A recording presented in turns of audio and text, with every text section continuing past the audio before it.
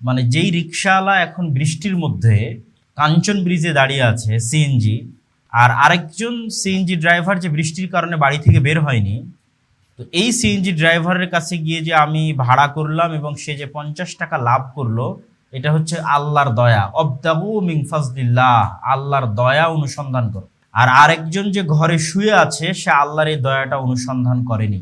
আরেকটি ঘটনা বললে এটা আপনাদের কাছে একদম পরিষ্কার হয়ে যাবে।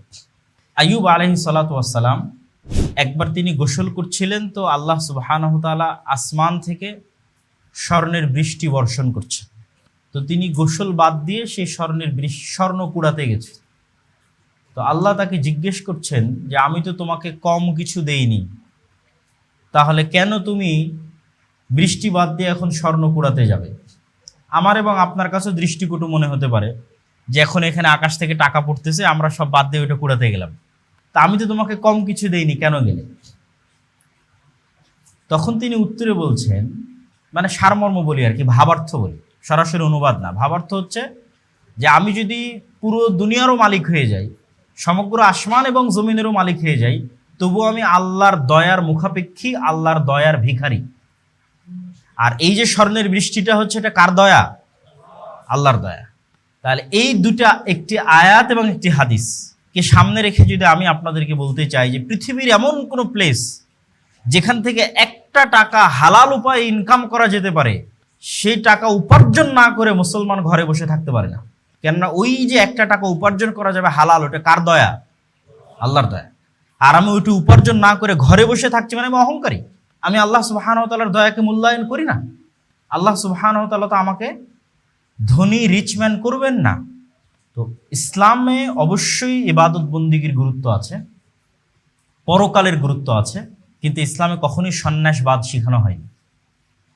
একটা বিখ্যাত হাদিস আপনাদের জানা থাকার কথা, যে একজন ব্যক্তি এসে রাসূল সাল্লাল্লাহু আলাইহি ওয়াসাল্লামের বাড়িতে এসে রাসূল সাল্লাল্লাহু আলাইহি ওয়াসাল্লামকে পেলেন না। তখন তার স্ত্রী আয়েশা রাদিয়াল্লাহু তাআলা আনহাকে জিজ্ঞেস করলেন যে তার সালাত, সিয়াম, হজ, যাকাত, ইবাদত বন্দিগি সম্পর্কে আমাদের বলেন। তো আয়েশা রাদিয়াল্লাহু তাআলা আনহা আল্লাহ নবীর ইবাদত বন্দিগি সম্পর্কে শোনালেন। তো তাদের কাছে এটি অল্প মনে হলো, কম মনে হলো। তখন তারা মনে মনে ভাবলো, যার পূর্বের এবং পরের সকল গুনাহ ক্ষমা হয়ে গেছে, তার জন্য এই অল্প ইবাদত যথেষ্ট, কিন্তু আমাদের জন্য যথেষ্ট নয়। এই জন্য তারা ওখানে দাঁড়িয়ে থেকে একজন ঘোষণা দিল, আমি সারা রাত তাহাজ্জুদের সালাত আদায় করব, একটুও ঘুমাবো না। আরেকজন দাঁড়িয়ে থেকে ঘোষণা দিল, আমি প্রত্যেক দিন সিয়াম পালন করব, একদিনে সিয়াম ভাঙবো না। আরেকজন দাঁড়িয়ে থেকে ঘোষণা দিল যে আমি বিয়েই করব না।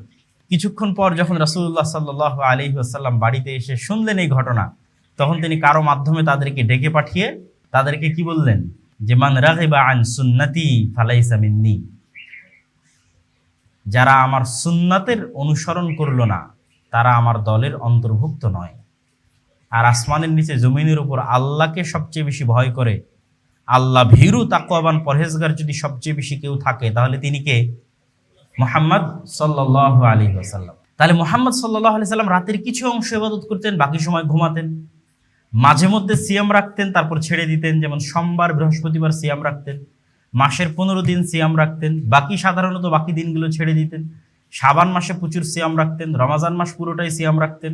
দিনে মাত্র 5 ওয়াক্ত সালাত আদায় করতেন, বাকি সময় স্ত্রী, পুত্র, সন্তান, সন্ততি, মানুষজন, সমাজ সবার সাথে উঠা বসা করতেন। মুহাম্মদ সাল্লাল্লাহু আলাইহি ওয়াসাল্লাম একজন রিসার্চার নন, গবেষক নন, যে আমাদের মতো 4 দেওয়ালের মধ্যে আবদ্ধ লাইব্রেরির মধ্যে বই বের করছেন, পড়ছেন আর গবেষণা করে বই লিখতেছেন, যেমন আমরা গবেষণা করে লিখেছি।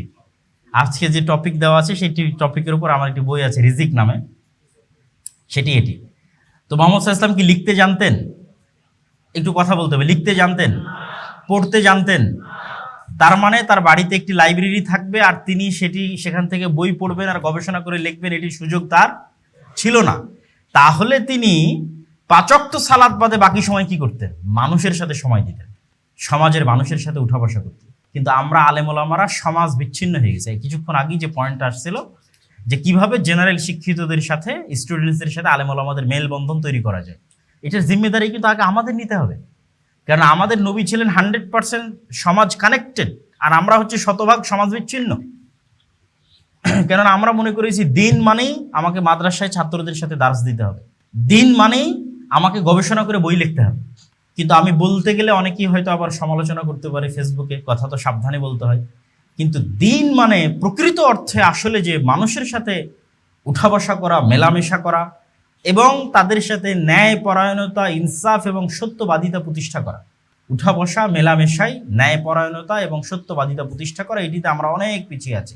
এই জন্য একজন সালাফ বলেছেন, দুইজন মানুষের মধ্যে মীমাংসা করে দেওয়া, অথবা স্বামী স্ত্রীর মধ্যে মীমাংসা করে দেওয়া, অথবা যে কোনো দুইজন মানুষের মধ্যে মীমাংসা করে দেওয়া, অথবা যে কোনো একটা বিচার ন্যায়পরায়ণতার সাথে করে দেওয়া, আর সারাদিন সারা রাতের যে কোনো ইবাদতের চেয়ে উত্তম হতে পারে। কেননা সারাদিন সারা রাতের যে ইবাদত আমি করতেছি সেটি কার সাথে সম্পৃক্ত? আল্লাহর সাথে সম্পৃক্ত। আল্লাহ সুবহানাহু ওয়া তাআলা চাইলে কিন্তু, মাফ চাইলে কিন্তু আমাদের সকল গুনাহ ক্ষমা করে দিতে পারে। কিন্তু যখন আমি মানুষের সাথে ডিল করতে গিয়ে ইনসাফ এবং সত্যবাদিতা বজায় রাখতে পারবো না, তখন কিন্তু ওই মানুষ ক্ষমা না করলে আল্লাহ ক্ষমা করবেন না। ধরে নিলাম ওই মানুষও ক্ষমা করে দিল, কিন্তু আমি রাষ্ট্রে ইসলাম প্রতিষ্ঠার অযোগ্য হিসেবে বিবেচিত হয়ে যাব, সমাজে ইসলাম প্রতিষ্ঠার অযোগ্য হিসেবে বিবেচিত হব। এই জন্য আল্লাহ কোনো নবী, কোনো রাসূল অসত্যবাদী এবং অন্যায় পরায়ণ পাঠাননি। আল্লাহ রাসূল যদি আবু সুফিয়ানের প্রতি কোনো অন্যায় আচরণ করতেন, আবু সুফিয়ানের প্রতি কোনো মিথ্যার আশ্রয় নিতেন, তাহলে আবু সুফিয়ান তার হাতে যখন ইসলাম গ্রহণ করবে তখন লজ্জা কে পেত? আমার নবী মুহাম্মদ সাল্লাল্লাহু আলাইহি ওয়াসাল্লাম লজ্জা পেত, কিন্তু এটার সুযোগ নাই। তো সেহেতু কেরিয়ার বিষয় মানে আপনাদের সবাইকে নিজ নিজ কেরিয়ার বাদ দিয়ে শুধু কোরআন তেলাওয়াত করতে হবে, শুধু হাদিস পড়তে হবে, সবসময় আলেম ওলামাদের সাথে থাকতে হবে, বিষয়টি কিন্তু এমন নয়। বরং কিভাবে আপনারা একজন মুসলিম ইঞ্জিনিয়ার হিসেবে, মুসলিম বিজ্ঞানী হিসেবে, একজন মুসলিম অর্থনীতিবিদ হিসেবে মুসলমানদের কল্যাণে কাজ করতে পারবেন, তখন আপনার এই ইঞ্জিনিয়ারি পড়া, আপনার এই ডাক্তারি পড়া, আপনার এই অর্থনীতির পড়া পুরোটাই নেকি হিসেবে বিবেচিত হবে। ইন্নামাল আমালু বিন্নিয়াত, ইসলামের সকল আমল নিয়াতের উপর নির্ভরশীল। এবং রাসূলুল্লাহ সাল্লাল্লাহু আলাইহি ওয়াসাল্লাম বলেন, আদ-দুনিয়া ওয়া মা ফিহা মালউনা, দুনিয়া এবং তার মধ্যে যা কিছু আছে সবকিছু অভিশপ্ত। আশ্চর্য হাদিস কিন্তু, দুনিয়া এবং দুনিয়ার মধ্যে যা কিছু আছে সবকিছু অভিশপ্ত, তবে জ্ঞান অর্জন, জ্ঞান বিতরণ এবং যা আল্লাহর জন্য করা হয় তা ব্যতীত। তো আপনি বলতে পারেন যে আমি তো কোরআন হাদিসের জ্ঞান অর্জনের মধ্যেও নাই, কোনো কিছুর মধ্যেই নাই, তাহলে তো আমি অভিশপ্তের কাতারে। জি না, আপনি অভিশপ্তের কাতারে নন। ইসলামে মানুষ শুধু নিয়াত দিয়ে তার দুনিয়াবী সকল কাজকে নেকিতে পরিণত করতে পারে। রাসূলুল্লাহ সাল্লাল্লাহু আলাইহি ওয়াসাল্লাম কি বলেননি যে মানুষ যখন তার স্ত্রীর কাছে যায় সাংসারিক জীবনে তখন সে নেকি পায়? সাহাবীরা তো আশ্চর্য যে আমি আমার স্ত্রীর কাছে যাব সাংসারিক জীবনে, যা বাহ্যিকভাবে দেখতে, বলতে এবং শুনতে মানুষের কাছে খারাপ লাগতে পারে, কিন্তু রাসূলুল্লাহ সাল্লাল্লাহু আলাইহি ওয়াসাল্লাম বলছেন এর মধ্যে নেকি আছে। সাহাবীরা জিজ্ঞেস করলেন, তখন তিনি পাল্টা উত্তরে বলছেন, এই কাজ যদি সে অন্যায়ভাবে করত তাহলে কি গুনাহ হতো না? যদি এই কাজ অন্যায়ভাবে করলে গুনাহ হয়, তাহলে ন্যায়ভাবে করলে কেন নেকি হবে না? অবশ্যই নেকি হবে। এই জন্য প্রত্যেক যে কাজ আপনি করবেন সেটির নিয়তের উপর আপনি আজের বিনিময় পাবেন। তাহলে আপনারা যে যে সেক্টরে পড়াশোনা করছেন ওই সেক্টরে আপনাকে বেস্ট হতে হবে। ওই সেক্টর ইহুদিরা দখল করে আছে, খ্রিস্টানেরা দখল করে আছে, সব কিছু তাদের নিয়ন্ত্রণে। তাহলে আমরা পড়াশোনা করে কি করলাম? আমরা যত সামাজিক যোগাযোগ মাধ্যম ইউজ করতেছি সবই তাদের। তাহলে আমরা সফটওয়্যার এবং কোডিং শিখে কি করলাম যে আমরা মুসলিম উম্মার জন্য এরকম কিছু একটা দিতে পারলাম না, বা সমগ্র পৃথিবীবাসীর জন্য এরকম কিছু একটা দিতে পারলাম না? এটার জবাব তো আপনাদেরকে দিতে হবে, যারা আলেম ওলামা তাদেরকে না, বরং যারা এই সমস্ত লেভেলে পড়াশোনা করছে তাদেরকে। ব্র্যাকের মতো শক্তিশালী অর্থনৈতিক প্রতিষ্ঠান আছে, তাহলে মুসলমানদের প্রতিনিধিত্বকারী কোনো শক্তিশালী অর্থনৈতিক প্রতিষ্ঠান বাংলাদেশে নাই কেন? তাহলে আমরা অর্থনীতি পড়ে কি করলাম? প্রথম আলো, ডেইলি স্টারের মতো শক্তিশালী মিডিয়া আছে, তাহলে মুসলমানদের প্রতিনিধিত্ব করতে পারবে এরকম শক্তিশালী মিডিয়া নাই কেন? তাহলে আমরা গণযোগাযোগ ও সাংবাদিকতা পড়ে কি করলাম? আপনারা প্রত্যেকেই যে যে সেক্টরে আছেন সেই সেক্টরে মুসলিম উম্মাহকে সার্ভিস দেওয়ার জন্য, মুসলিম জাতিকে সার্ভিস দেওয়ার জন্য, আল্লাহর সন্তুষ্টির উদ্দেশ্যে সবচেয়ে বেস্ট এবং টপ লেভেলে পৌঁছতে হবে। আপনার ওই পুরোটাই নেকিতে পরিণত হয়ে যাবে ইনশাআল্লাহ। এই জন্য রাসূলুল্লাহ সাল্লাল্লাহু আলাইহি ওয়াসাল্লামের যুগে সাহাবীরা চেষ্টা করতেন ব্যবসা করতে, এবং তারা ব্যবসায়ী হিসেবে নিজেদেরকে প্রতিষ্ঠিত করেছেন, কোটি কোটি টাকার মালিক হয়েছেন ব্যবসায়ী হিসেবে। আজকেও সৌদি আরবের যে ব্যাংক রাজিহাই আছে, তার প্রতিষ্ঠাতার যদি আপনি জীবনী পড়েন, সাক্ষাৎকার দেখেন, তাহলে সে বলছে যে আমি আরো বেশি টাকা ইনকাম করতে চাই, যেন আমি আরো বেশি আল্লাহর রাস্তায় ব্যয় করতে পারি। মাইন্ড সেট আপ দেখেন, একজন আরো বেশি টাকা ইনকাম করতে চায় যেন সে আমোদ ফুর্তি করে শেষ করতে পারে, আর আপনাকে আরো বেশি টাকা ইনকাম করার চেষ্টা করতে হবে যেন আপনি টাকা আরো বেশি কোথায় ব্যয় করতে পারেন? আল্লাহর রাস্তায় ব্যয় করতে পারেন। বাংলাদেশের একজন ব্যবসায়ীর সাথে আমার পরিচয় আছে, উনি বলেন, এবং ওনার কথা আমি চিন্তা ভাবনা করে দেখেছি কোরআন হাদিসের সাথে মিলে, উনি বলেন যে আমি দুনিয়াতে জান্নাত কিনে মৃত্যুবরণ করতে চাই, এই জন্য ব্যবসা করতেছি। উনি চুল পরিমাণ সুদের সাথে সম্পৃক্ত না। তো দুনিয়াতে কেন জান্নাত কিনতে চান? ওই যে কোরআনের আয়াত, ইন্নাল্লাহা আশতারা মিনাল মুমিনিনা আনফুসাহুম ওয়া আমওয়ালাহুম, আল্লাহ সুবহানাহু ওয়া তাআলা মুমিনদের নিকট থেকে তাদের জীবনটা ক্রয় করে নিয়েছেন আর তাদের সম্পদ ক্রয় করে নিয়েছেন। আল্লাহ শুধু দুইটাকে ক্রয় বিক্রয়ের কথা বলেছেন, এটা জান নফস আর একটা হচ্ছে সম্পদ। মানে আপনি যদি 100% জান্নাত কনফার্ম করতে চান, শুধু সালাত দিয়ে বা সিয়াম দিয়ে আপনি 100% কনফার্ম করতে পারবেন না, কেন ওগুলোর সাথে ক্রয় বিক্রয়ের সম্পর্ক নাই। সালাত আমার মিস হয়, অস্বাভাবিক কিছু না।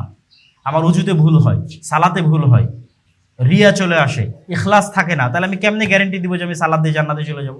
তাহলে শুধু দুইটা দিয়ে আপনি গ্যারেন্টি পাবেন জান্নাতে যাওয়ার। এক, এই লাইফটা আল্লাহর রাস্তায় ব্যয় করে দিন, আল্লাহর রাস্তায় দিয়ে দিবেন, তথা জিহাদ করলেন, শহীদ হয়ে গেলেন। আর আরেকটা কি, অর্থ উপার্জন করলেন, আল্লাহর রাস্তায় ব্যয় করলেন, জান্নাত আপনি কিনতে পারবেন ইনশাআল্লাহ দুনিয়াতে জীবদ্দশাতে। তাহলে ইসলামকে আমরা কখনোই যদি সম্পূর্ণরূপে দুনিয়া বিমুখ, ঘর কোনো এবং আল্লাহর উপর ভরসা করে রিজিক উপার্জন করব না, এই ভরসায় ঘরে বসে থাকবো, এরকম দিন নয়।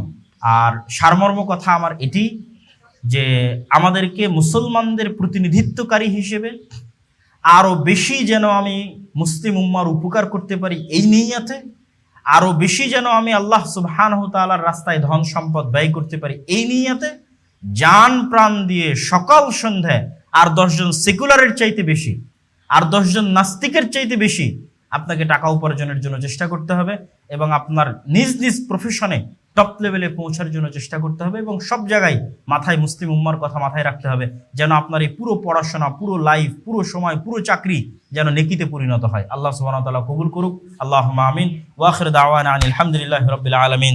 আসসালামু আলাইকুম ওয়া রাহমাতুল্লাহি ওয়া বারাকাতুহু।